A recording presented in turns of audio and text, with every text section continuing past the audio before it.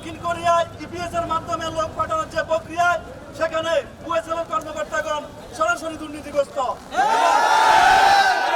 আমরা দফায় দফায় আন্দোলন সংগ্রাম করার পরেও তারা আমাদের দাবি মেনে নেয়নি। আমাদের সকলের জীবন থেকে ফেলেছে, আমাদের জীবনের মূল্যবান সময় তারা নষ্ট করেছে। আমাদের সকলকে রোস্টার থেকে তাদের অবাঞ্ছিত দায়িত্বহীনতার অভাবে আমরা ডিলিট হয়েছি।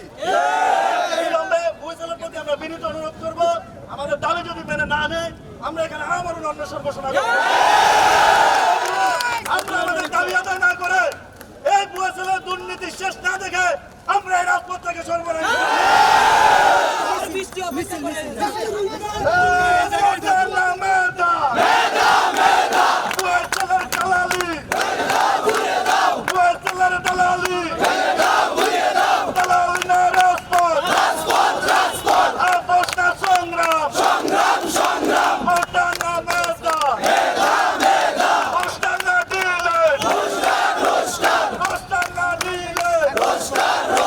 আওয়ামী লীগ সরকার আসলো, আমাদের এই এত যানজট সমস্যা তাদের কাছে তুলে ধরা হলো মোটামুটি হবে।